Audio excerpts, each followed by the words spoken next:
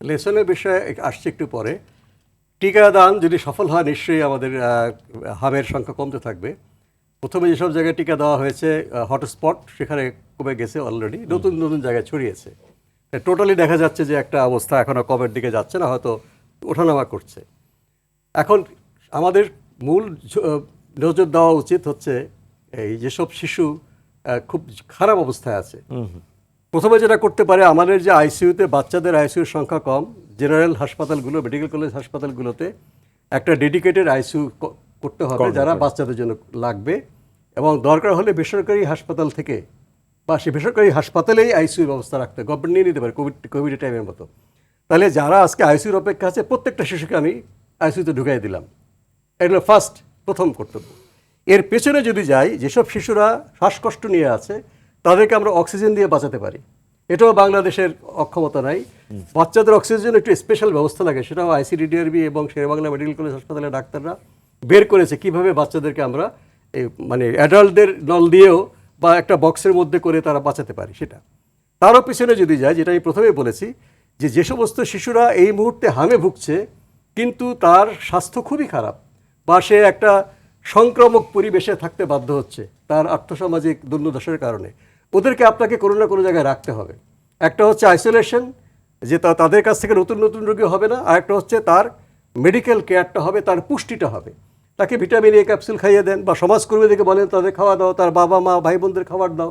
যে কোভিডের সময় আমরা যখন আমরা লকডাউন করেছি তখন গরিব বয়স আমরা খাওয়ার ব্যবস্থা করেছি। এইভাবে একটা সামগ্রিক অ্যাপ্রোচ যদি আমরা করি, তাহলে এখনও 7 দিনের মধ্যে আমরা মৃত্যু যে প্রতিদিন আমরা দেখছি ডাবল ডিজিট, এটা কমে আসতে পারবে, সম্ভব হবে। এবং তারপর হাম তো কমেই আসছে, আমরা আশা করি এবার আরও কিছু অপেক্ষা করতে হবে। এটার দরকার হচ্ছে, হ্যাঁ, কোনো একক মন্ত্রণালয় এটা পারবে না, এখানে অন্য অন্য মন্ত্রণালয়ের সহায়তা লাগবে। এটার জন্যই আমাদের স্বাস্থ্যের জরুরি অবস্থা ঘোষণা করা দরকার। কারণ এখন আপনাকে চিঠি লিখতে হবে কোনো মন্ত্রণালয়কে।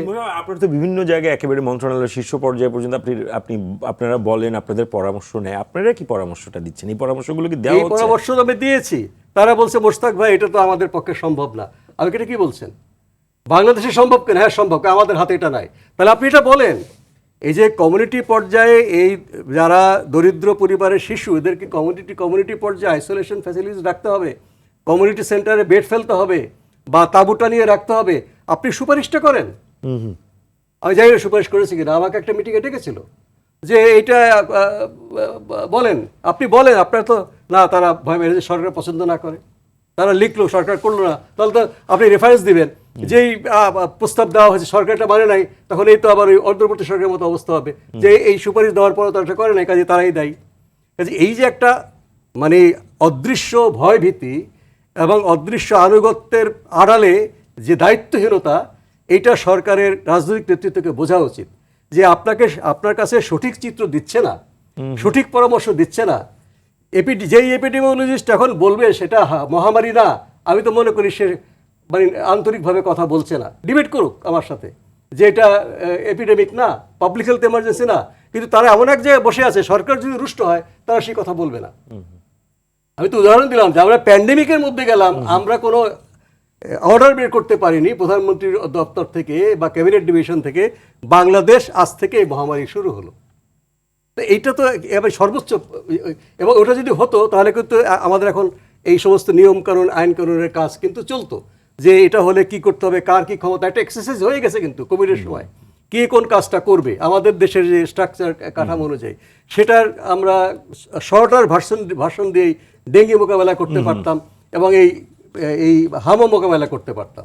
কিন্তু কি কারণে যেটা আমরা করছি না, এতেই আমাদের ভালো হচ্ছে এই অ্যাডহক অ্যারেঞ্জমেন্ট করা, অ্যাডহক ব্যবস্থা নেওয়া, এবং পত্রিকায় ওঠার পরে, যদি জানুয়ারি থেকে তো আমাদের হামে মৃত্যু শুরু হয়েছে, যখন আপনার পত্রিকায় আসলো রাজশাহীতে 33টা বাচ্চা মারা গেছে, এই তখন সবাই নড়েচড়ে বসলো। যদি পত্রিকা না আসতো, এখন যে মানে কি বলে অন্তর্বর্তী সরকারের সময় যে অবস্থা ছিল, আমাদের সেই অবস্থায় পোহাতে হতো। এই জন্যই দরকার যে আমি বারবার বলছি যে প্রাকৃতিক দুর্যোগ মোকাবেলা করার জন্য আমাদের দেশেরই সরকার যেভাবে উন্নয়ন সহযোগীদের সহায়তা নিয়ে একটা সুন্দর সিস্টেম গড়ে তুলেছে, আমরা জনস্বাস্থ্যের জন্য কেন এটা পারবো না? এবং সেই কাজ কিন্তু আমি ব্যক্তিগতভাবে জড়িত ছিলাম। আমরা অনেকখানি করে রেখেছি, যেটা খসড়া আকারে পড়ে আছে, এটা নিয়ে কোনো রকম আলোচনা পর্যালোচনা হয়নি।